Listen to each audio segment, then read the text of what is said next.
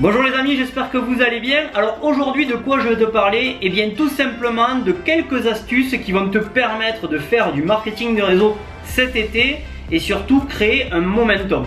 Alors avant bien sûr de démarrer ce sujet là, n'hésite pas si ce n'est pas encore fait à t'abonner à la chaîne avec le bouton qui se trouve juste en bas.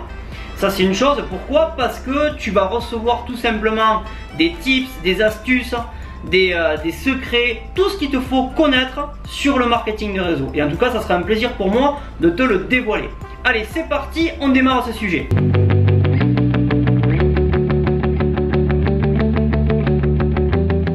Alors est-ce que tu sais en fait que la majorité des gens pensent que le marketing de réseau au moment de l'été n'est pas une période propice, c'est-à-dire que ce n'est pas le moment de faire du marketing de réseau?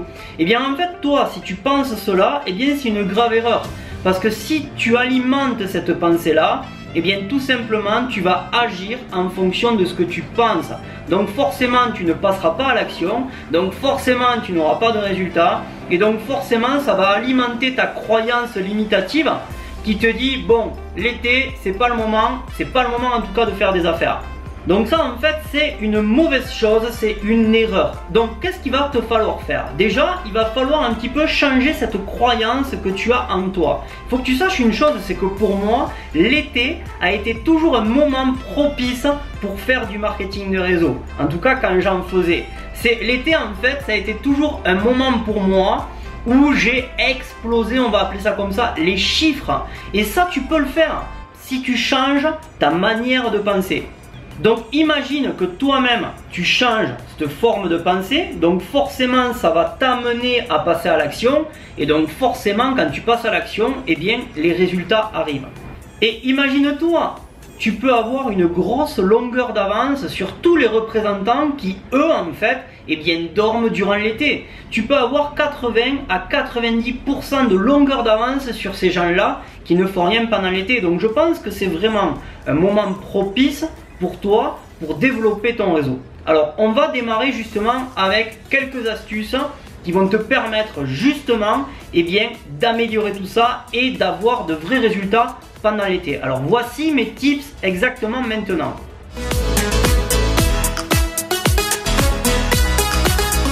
Alors si tu es en vacances, si je sais pas moi tu dois partir en avion, tu dois aller dans un hôtel, forcément en fait durant toute ta durée de vacances tu vas rencontrer des gens sur ton chemin.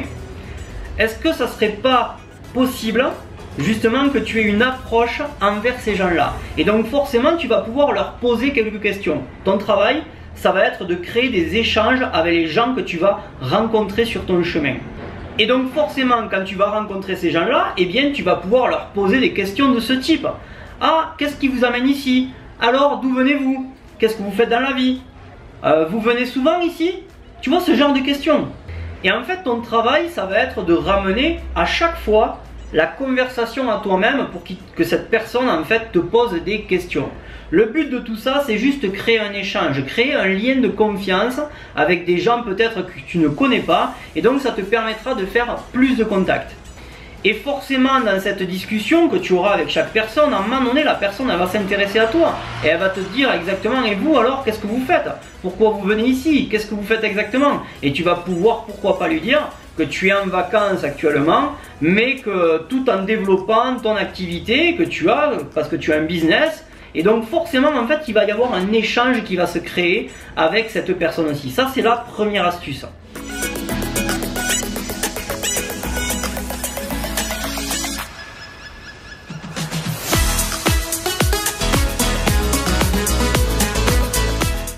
La deuxième astuce en fait elle est toute simple. Si tu as l'habitude de faire pourquoi pas des présentations publiques ou même pas, en fait c'est pourquoi pas demander à un ami ou une relation proche en fait de te prêter, je sais pas moi, pourquoi pas sa maison, en tout cas un endroit qui va te permettre en fait d'organiser de nouvelles présentations sur le secteur géographique de là où tu es.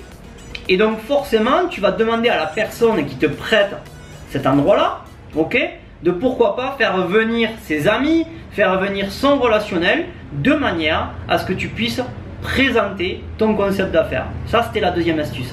La troisième astuce, si tu pars en vacances, n'oublie jamais des échantillons de ton produit si tu en as. N'oublie jamais des flyers de présentation si tu en as. Si tu as des cartes de visite, pourquoi pas les emmener également. Le but en fait, c'est que pendant tes moments de distraction, pendant tes vacances, tout simplement, n'hésite pas à distribuer tout ce que tu as, en tout cas à faire des cadeaux, à distribuer tes cartes et ainsi de suite. Le but vraiment, c'est que tu donnes vraiment toutes les chances de ton côté à ce que tu fasses des nouveaux contacts. Donc bien sûr, pour distribuer tout ça, n'hésite pas à essayer de trouver des événements là où tout simplement tu es présent en vacances, c'est-à-dire que tu peux aller chercher par exemple, je sais pas moi, un concert, aller voir s'il y a un lac à côté de ce que tu as, s'il y a des événements festifs, tu vois, ce genre de choses qui va te permettre de rencontrer du monde pour, pourquoi pas, donner des cartes de visite, des flyers et ainsi de suite. Le but est de faire du contact.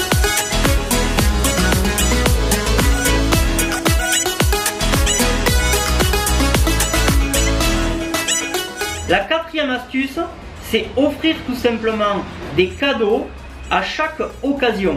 Alors bien sûr, par rapport à ton cadeau, il faut que ça soit un petit peu stratégique. Alors je te donne un exemple, il y a plusieurs types de cadeaux à faire suivant plusieurs périodes. Regarde, le cadeau par exemple de l'école de fin d'année. Tu sais, durant l'événement de fin d'année, par exemple, souvent, si tu as des gamins par exemple, eh bien tu peux offrir un cadeau à la maîtresse, tu vois ce que je veux dire, ou au maître. Voilà, et tout simplement, en fait, pourquoi pas faire un suivi avec cette personne. Ensuite, tu as les cadeaux de remerciement. Je ne sais pas si tu as été invité à un événement ou à un repas. Voilà, donc en fait, ça, ce sont des cadeaux que tu peux donner aux personnes qui t'ont invité. Et donc, encore une fois, faire un suivi avec ce type de personnes.